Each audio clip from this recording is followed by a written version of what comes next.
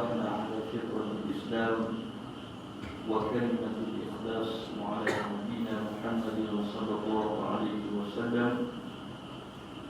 اللهم ارزقنا متابعة النبي صلى الله عليه وسلم وآخرا وظاهرا وباطنا. سبحانك لا علم لنا إلا ما علمتنا إنك أنت العليم الحكيم. رب يسر ولا تعسر رب تمم بالخير. اللهم صل صلاة كاملة وسلم سلاما تاما على سيدنا محمد الذي تنحل به العقد وتنفرج به الكرب وتقضى به الحوائج وتنال به الرغائب وحسن الخواتم ويستسقى الغمام بوجهه الكريم وعلى آله وصحبه في كل لمحة ونفس بعدد كل معروف له. الحمد لله kepada Allah Subhanahu wa taala, kami yang penuh dengan keberkatan ini dapat sama-sama menunaikan salat subuh berjamaah. Mudah-mudahan Allah Subhanahu wa taala memberikan kekuatan kepada kita untuk kita berada pada landasan ataupun kehidupan yang diberkati oleh Allah Subhanahu wa taala, insyaallah. Alhamdulillah, pada pagi ini kita akan membicarakan beberapa hadis yang berkaitan dengan peristiwa akhir zaman, iaitu disebut sebagai peristiwa tanda-tanda kiamat yang kecil. Yang mana kita akan membicarakan pada hadis yang ke-9, iaitu Islam kembali asing. Dimaksudkan dengan Islam kembali asing ini bukanlah Islam itu dilihat sebagai agama yang tidak dikenali, ataupun Islam ini tidak mendapat tempat dalam masyarakat. Maka daripada Nabi SAW yang diriwayatkan daripada Abi Hurairah radhiyallahu anhu qala Rasulullah sallallahu alaihi wasallam بدأ الإسلام غريبا ويسعود كما بدأ غريبا فطوبى للغرباء. Hadis riwayat Muslim. Maksudnya daripada Abu Hurairah radhiyallahu anhu, ia berkata, bersabda Rasulullah sallallahu alaihi wasallam, Islam mulai berkembang dalam keadaan asing dan ia akan kembali asing pula. Maka beruntunglah orang-orang yang asing. Baik. Dalam hadis ini bukan nak menceritakan kepada kita Islam ni satu agama yang pelik, yang lain daripada yang lain. Tetapi Islam ni sebenarnya Allah Subhanahu wa taala menyebut inna dina 'indallahi al-Islam.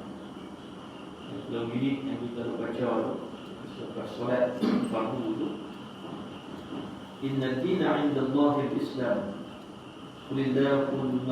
Qulillahumma malikal mulki tu'ti mulka man tasha' wa tanzi'u mulka mimman tasha'. Yang dimaksudkan Islam ini ialah agama yang asing. Itu bermaksud Islam itu dia dihadirkan, dia datang dalam keadaan fitrah. Fitrahnya apa dia?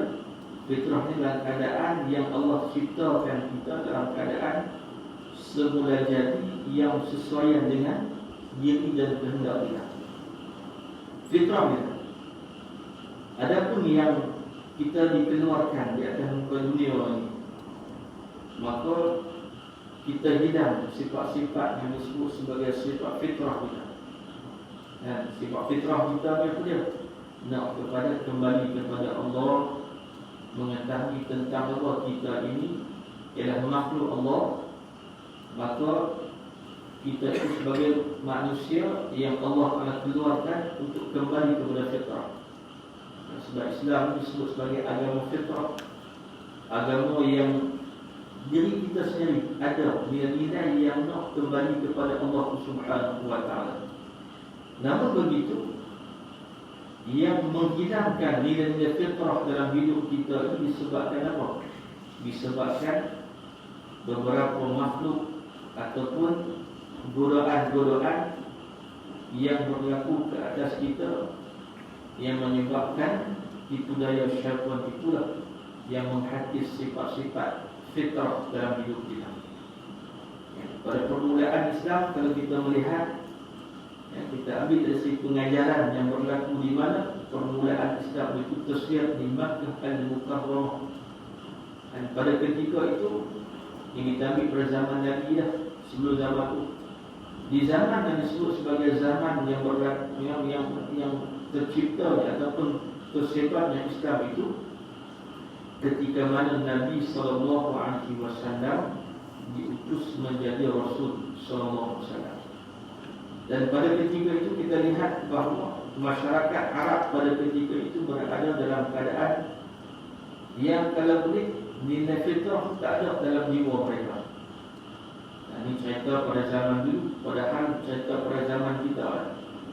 Pada zaman kita ini berlaku dalam keadaan mana?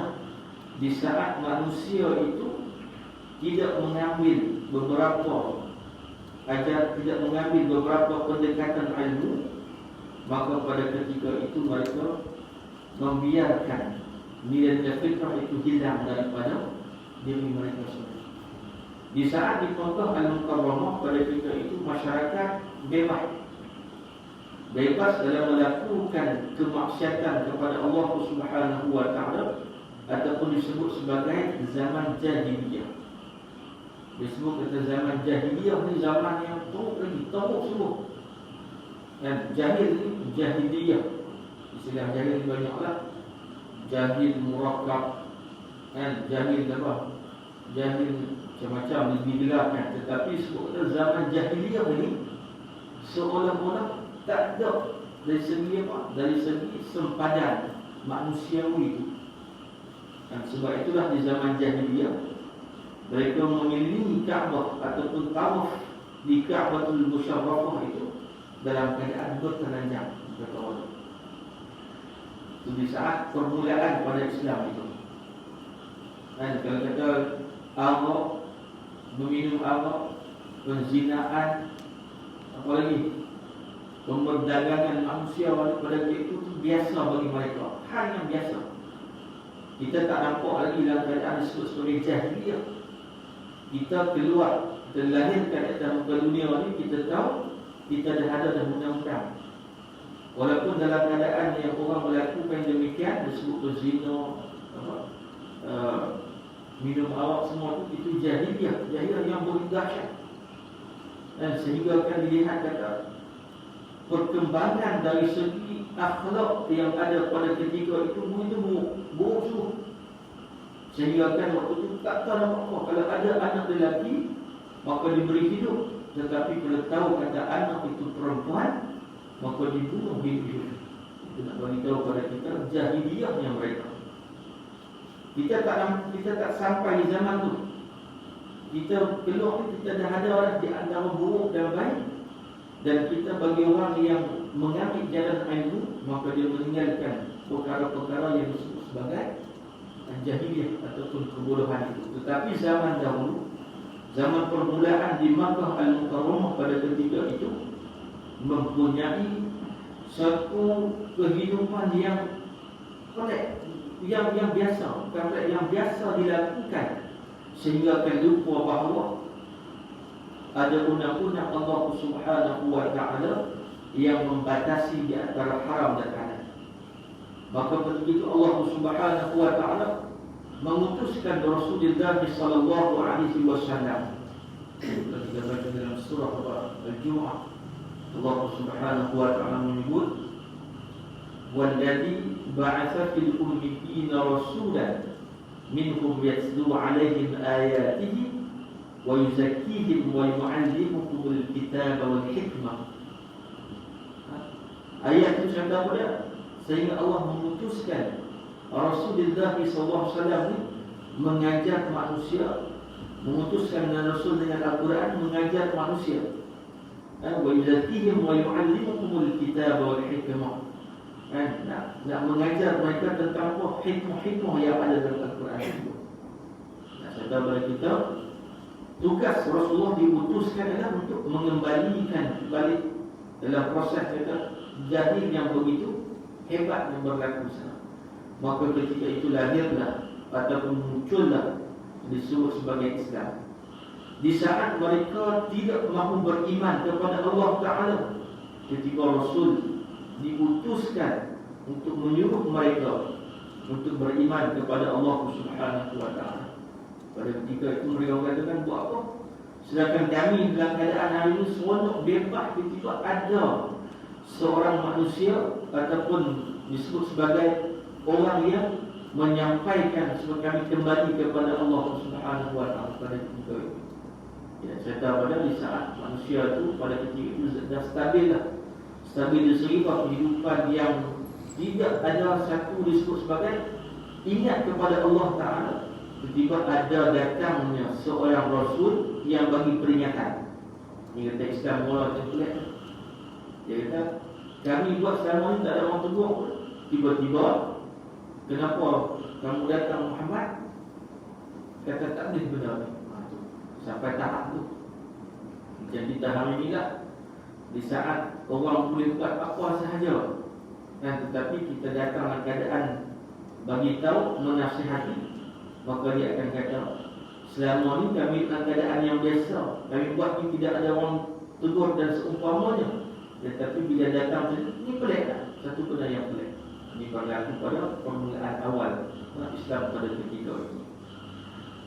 Maka di saat itu kalau kita lihat bahawa masyarakat Arab Jahiliyah itu walaupun dalam keadaan yang macam itu, tetapi dari segi kehidupan mereka, dari segi perkembangan ilmu duniawi itu mencapai tahap yang begitu tinggi. Tinggi yang macam mana? Sehingga kan kalau kita ambil balik kisah-kisah yang berlaku atau disebut sebagai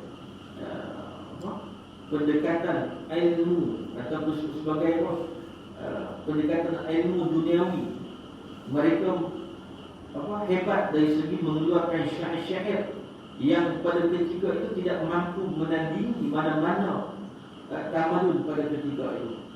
Zaman dahulu disebut ada zaman yang penuh dengan teknologi, zaman Fir'aun dengan piramid dia hebatlah pada ketika itu.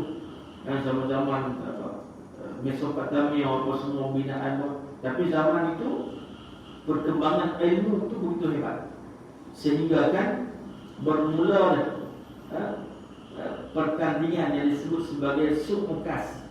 Pada ketika itu berlakulah perdebatan, berlakunya saling tulis-menulis, kita kata macam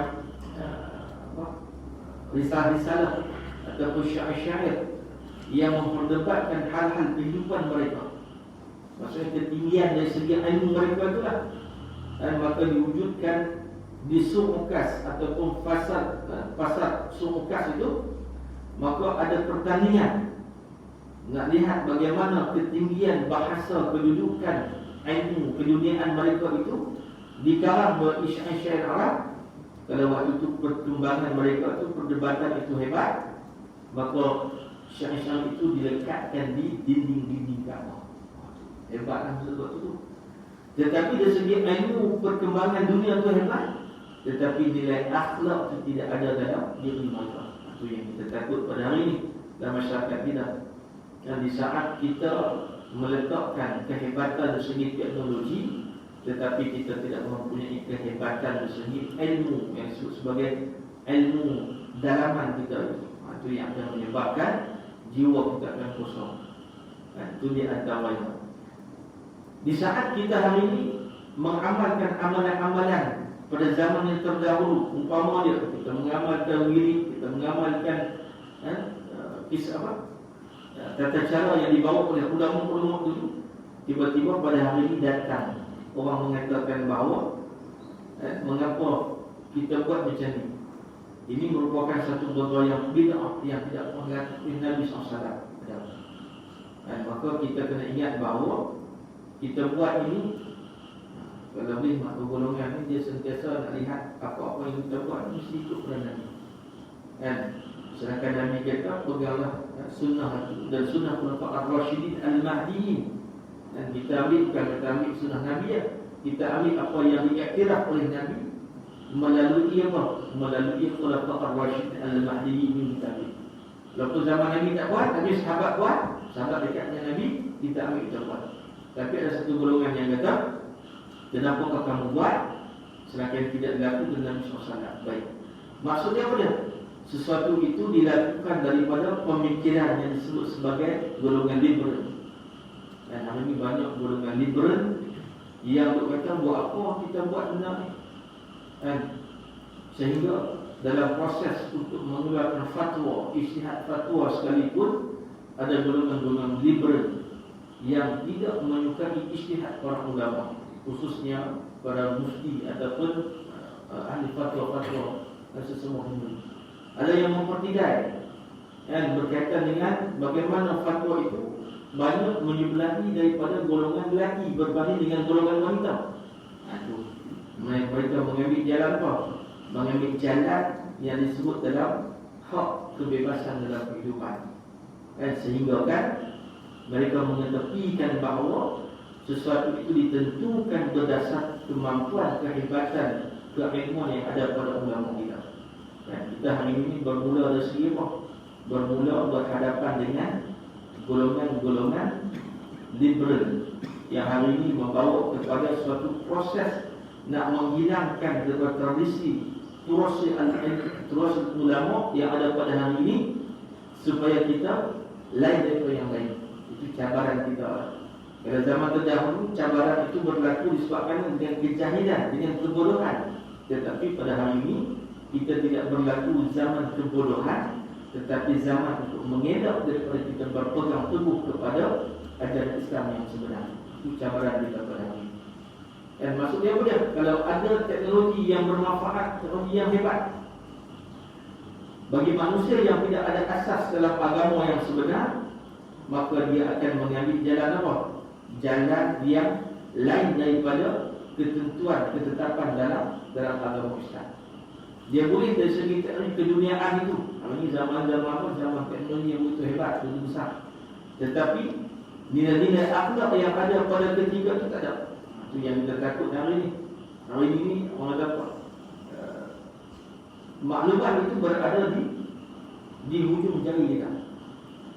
Dan di hujung jari kita, balun dia petik dia, balun dia tekan dia. Itu pada hari ini.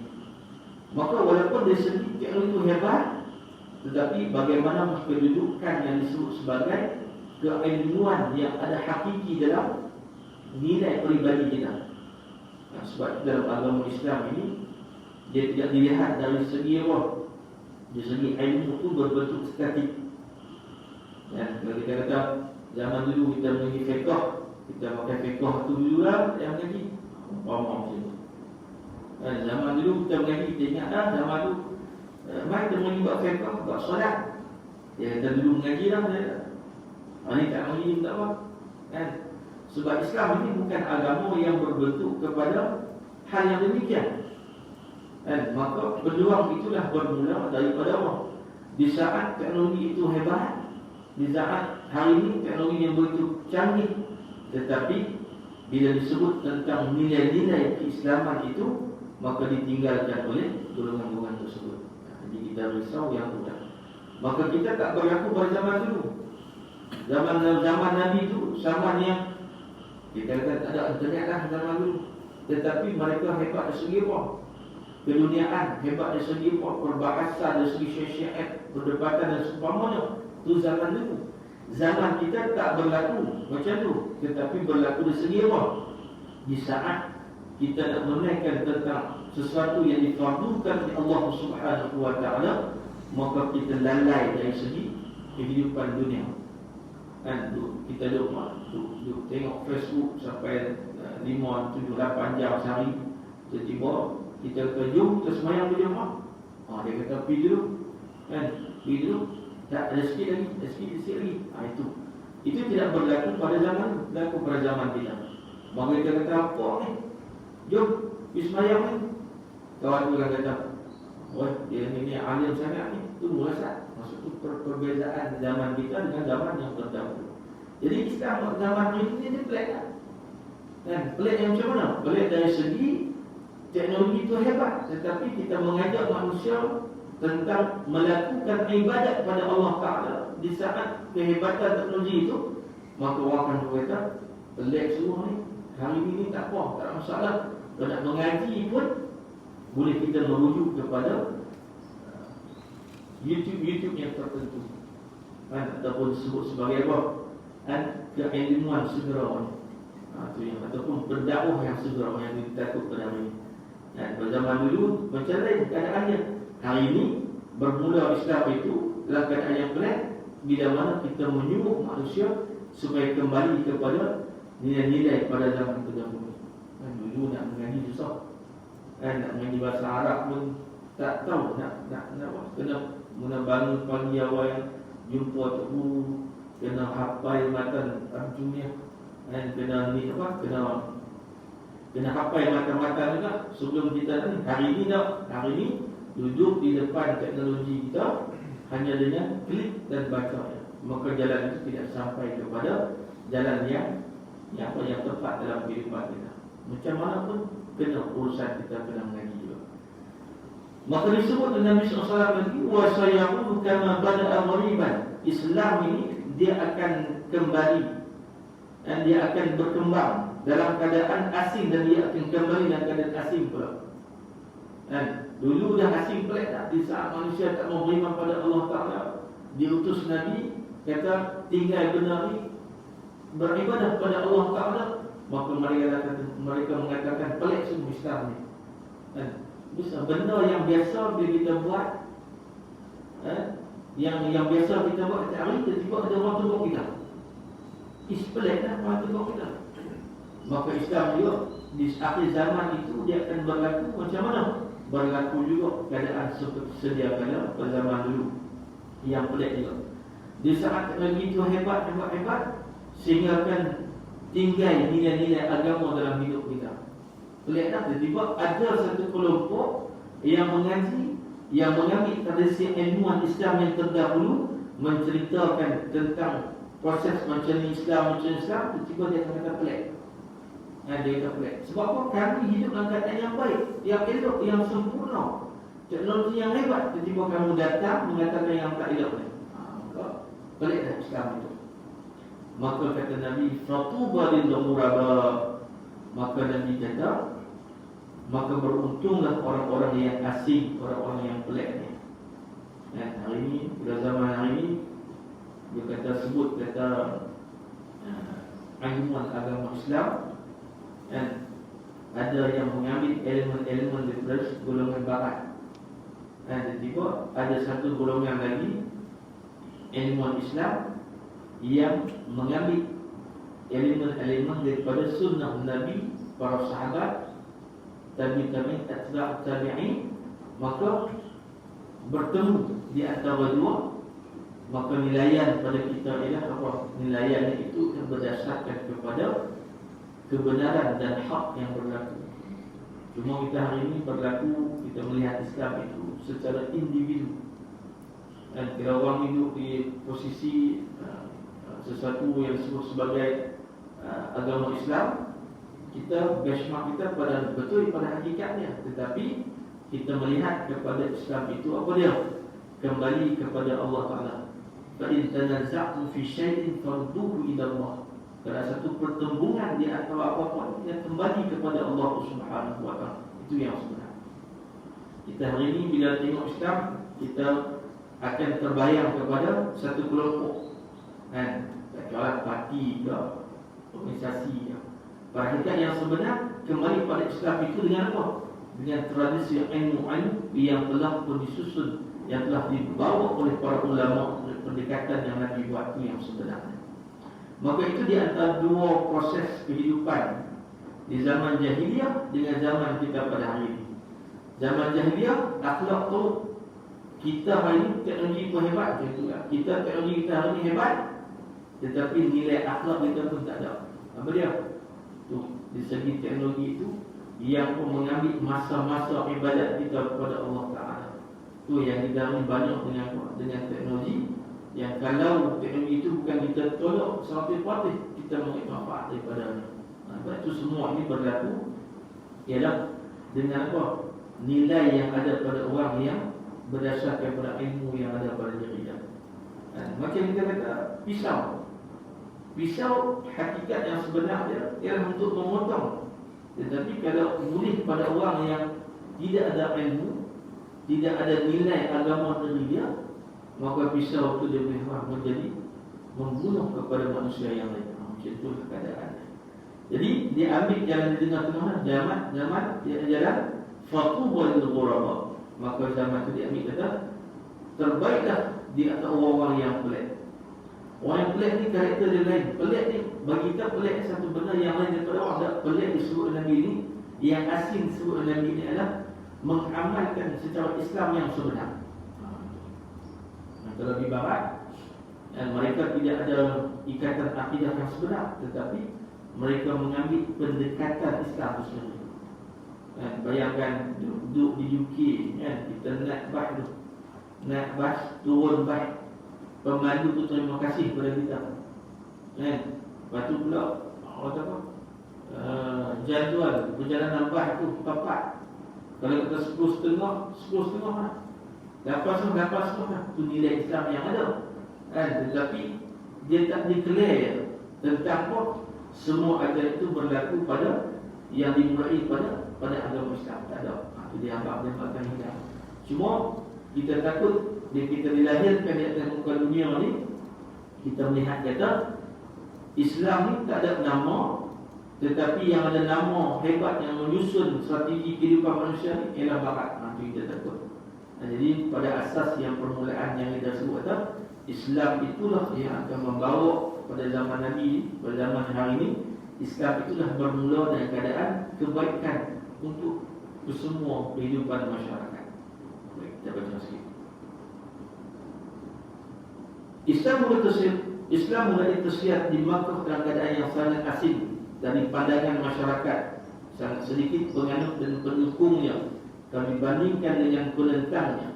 Kemudian setelah itu Islam tersiar ke seluruh pelosok dunia sehingga dianut oleh hampir 2/3 penduduk dunia pada ketika itu. Kemudian Islam kembali asing dan kewujudannya dirasa ganjil dari pandangan mata dunia, bahkan dari pandangan sebagian orang Islam itu sendiri. Macam kita orang, di saat kita duduk kemewahan yang kata Islam ala kita, bukan Islam secara Nabi, maka kita akan rasa pelik. Kita akan tengok ramai orang yang menghafaz Al-Quran. Kita duduk bayang, buat apa menghafaz Al-Quran ramai-ramai, wujudkan ma'atafis. Kita siapa rasa pelik. Sedangkan itulah yang dilakukan oleh Nabi SAW oleh para sahabat. Dan Al-Quran waktu itu dipegang, dihafaz oleh para sahabat pada kita punya sampai apa dia orang ni hari zaman ni doa Al-Quran orang ada apa kita sendiri yang sampai. Sebab apa? Sebab kita tidak mengaji, tidak mengkaji tentang kehidupan sejarah yang berlaku pada zaman para sahabat pada itu. Itu lepas tu kita akan tengok buat apa dia orang punya solat ramai-ramai dalam keadaan nak tunjuk kata mereka ni tak ada kerja lah. Sedangkan kita ni bekerja. Bila kita di saat mana, waktu mana kita bekerja, tetapi bila azan itu dilaungkan, dikumandangkan, maka kita berhenti, kita kembali kepada mengenai tanggungjawab kita sebagai hamba Allah Subhanahu wa taala. Itu berlaku pada zaman Nabi macam tu lah. Bukan zaman kita ni kerja 24 jam tanpa kita mengambil jalan beribadah kepada Allah Subhanahu wa taala. Bila kita dengar azan itu, dan bersemangat dengarlah, bila dengar azan itu, nak cerita pada kita, itulah panggilan Allah Subhanahu wa taala supaya kita ni mai melakukan solat ibadat kepada Allah Taala. Sebab tu kita kena usaha lah. Bukan nak harap kata mikrofon sahaja yang kuat untuk memanggil orang untuk solat. Kita kena ada tarikan dia, kena ada apa? Connection kena ada dia. Sebab itulah kalau boleh di saat kita nak duduk penempatan kita, pastikan ada nilai ubudiyyah kita kepada Allah Ta'ala. Umpamanya seperti berdekatan dengan surau, berdekatan dengan masjid, supaya nilai-nilai itu tidak hilang dalam kehidupan kita. yang disebut sebagai tidak hilang dari segi kemewahan teknologi yang ada pada diri kita tersebut. Jadi kita kembali balik kita. Dan sebab kalau kita tidak ambil jalan ni untuk beribadah kepada Allah Ta'ala, maka manusia di akhir zaman mereka akan merujuk kepada satu kelompok yang disebut sebagai Islam liberal yang mengambil tempat dalam kehidupan masyarakat. Itu yang kita tuan ni. Liberal ni mudah.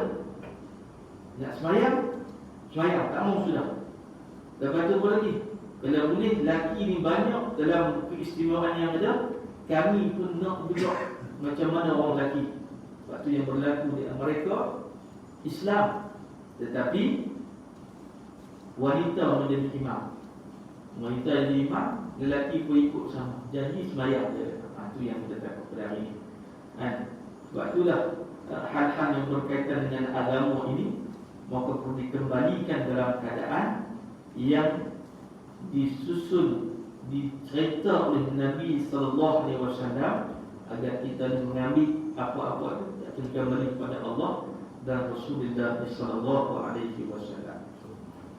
Sebagian daripada orang Islam merasa ganjil dan aneh bila melihat orang Islam yang iltizam, komitmen dengan Islam dan mengamalkan tuntutan Islam yang sebenarnya.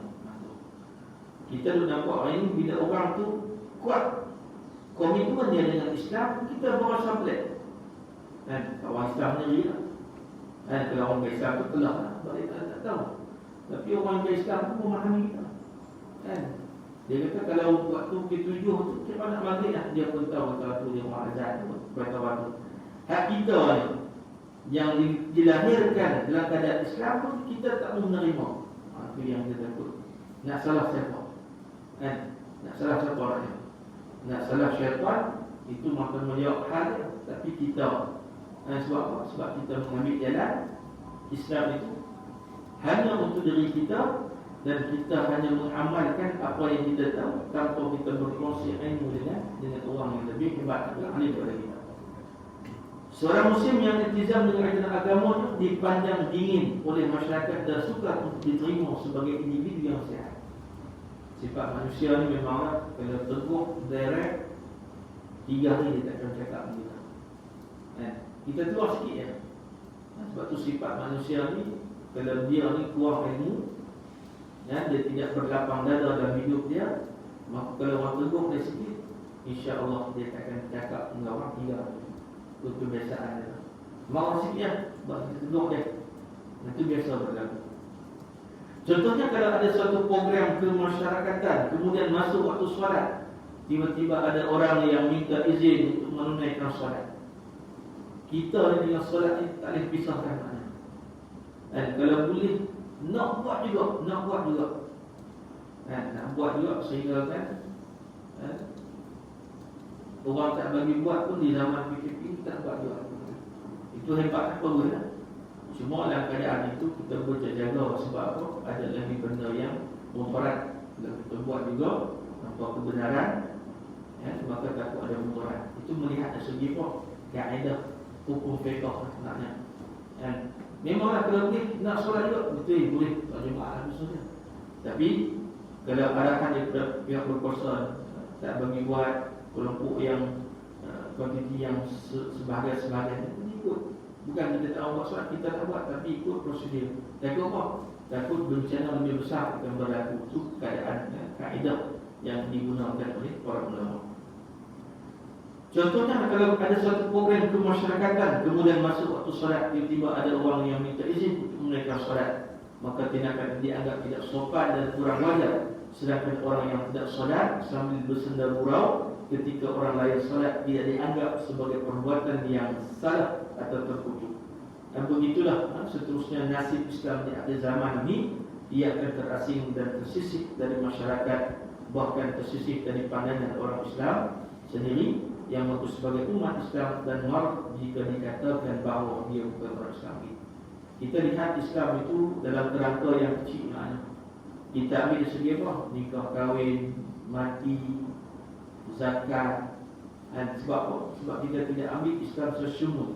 Kalau kita ikut apa yang dibawa oleh Nabi SAW, Nabi dah seorang ayah, Nabi dah seorang pemimpin negara, Nabi dah seorang apa? Seorang Tok Wan, Nabi dah seorang apa?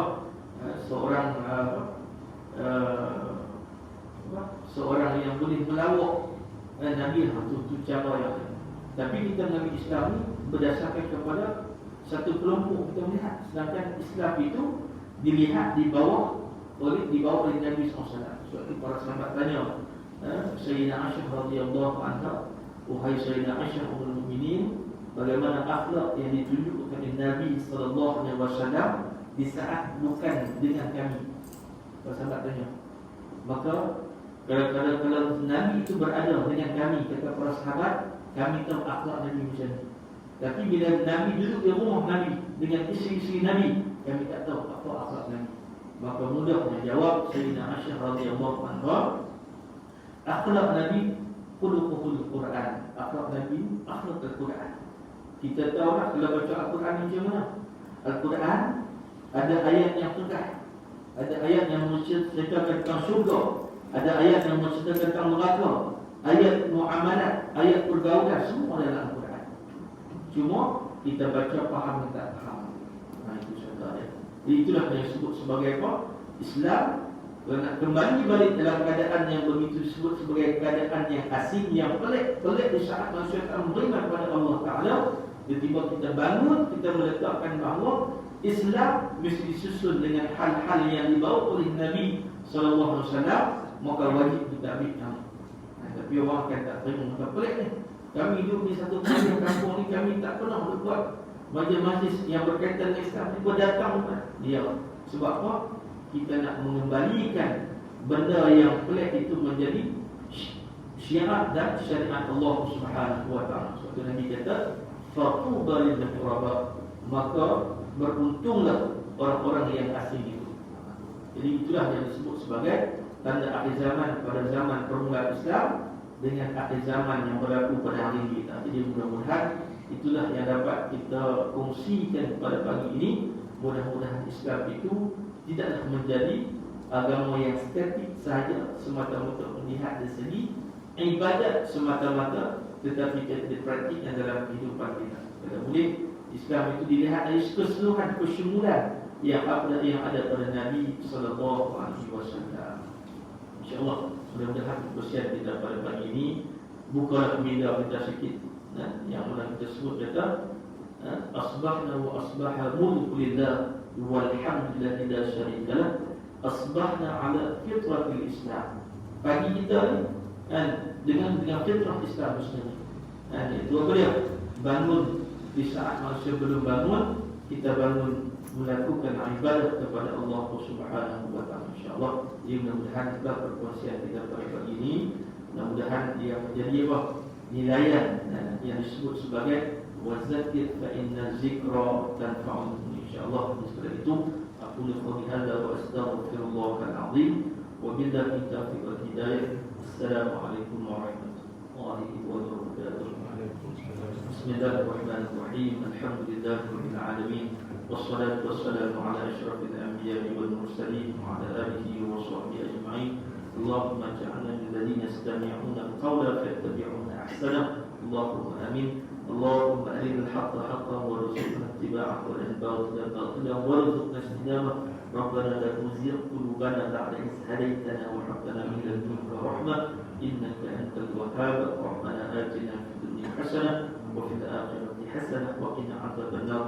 وصلى الله على سيدنا محمد والحمد لله رب العالمين. السلام عليكم ورحمة الله وبركاته.